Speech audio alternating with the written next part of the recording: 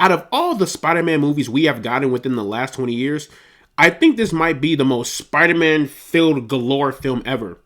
And I'm okay with that. Hot take, but personally, I prefer this movie over Into the Spider-Verse and also Sam Raimi's Spider-Man 2.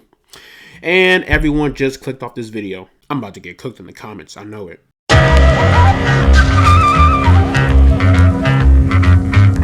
So Spider-Man Across the Spider-Verse is the sequel to the 2018 game-changing predecessor, Into the Spider-Verse. The film is directed by Joaquin Dos Santos, Kemp Powers, and Justin K. Thompson, and the film stars Shameik Moore, Haley Steinfeld, Oscar Isaac, Issa Rae, and Daniel Kaluuya. After reuniting with Gwen Stacy, Miles is catapulted across the multiverse where he encounters a team of spider people charged with protecting its very existence. However, when the heroes clash on how to handle a new threat, Miles finds himself pitted against the other spiders and must soon redefine what it means to be a hero so he can save the people he loves the most. When Into the Spider-Verse came out back in 2018, it left such a significant impact on animated movies and animation as a whole, and ever since then, companies have taken notes from that film and implemented into their own films. For example, DreamWorks did it with Puss in Boots: The Last Wish, and now Paramount Pictures is doing that with Teenage Mutant Ninja Turtles: Mutant Mayhem. And you can best believe that same comic book animation style is present in this movie, but just multiplied by 9,000. The animation in this movie is way more detailed and way more artistic compared to its predecessor. For example, there is a scene where Gwen Stacy is talking with her father, and the scene starts off somber, but in that background, you see the coloring starts to melt onto the floor because, you know, it's a rather depressing and sad tone or mood.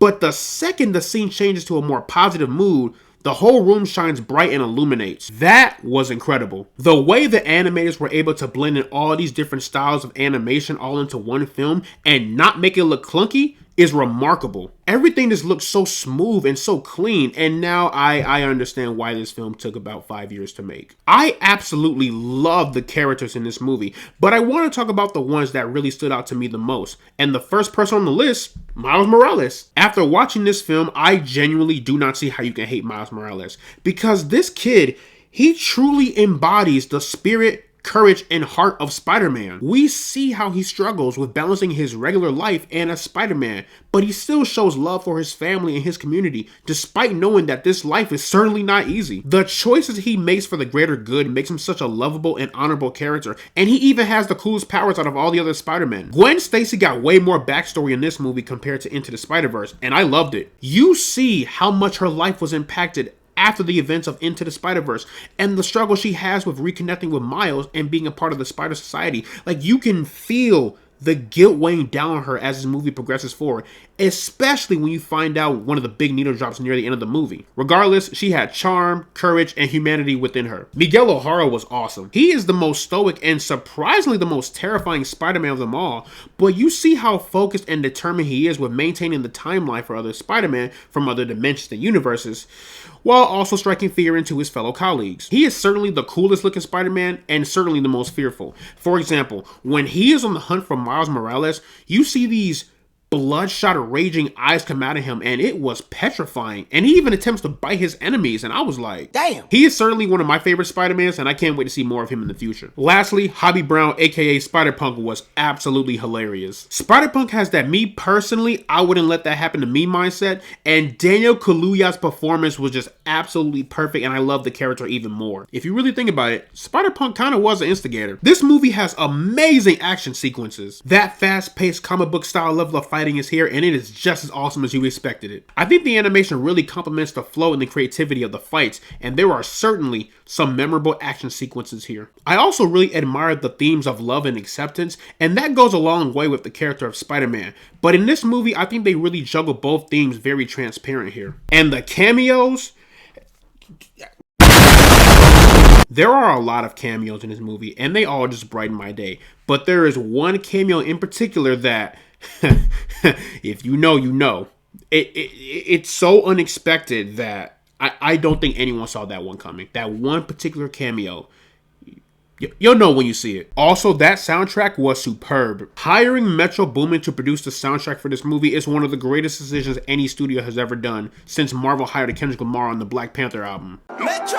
This movie also drops back-to-back plot twists on you from the second act of this film to the very end, and it was insane. I don't think anyone would have saw that one coming. Well, okay, maybe except one. But regardless, the rollout for it was incredible, and it truly sets itself up for Beyond the Spider-Verse. And I hope that movie does not get delayed because, you know, companies don't want to pay their writers, so I hope this movie doesn't get impacted because March 2024... I need it, damn it. My only problem with this movie is that I wish we got to see more of Spot as a villain. Now, in the beginning of the movie, he's kind of a joke. Actually, not even kind of. He is a joke, right? But near the second... I can't talk. Near the second act, he becomes an actual threat to Miles and the Spider Society. And come Beyond the Spider-Verse, I don't think he'll be no laughing matter. In the end, Spider-Man Across the Spider-Verse is a spectacle of a film. Not only will comic book movie fans and Spider-Man fans love it, but just casual movie fans as a whole will love it. And I truly believe this movie will go down as one of the greatest comic book movies ever told. And honestly, I think this might be the greatest Spider-Man story ever told.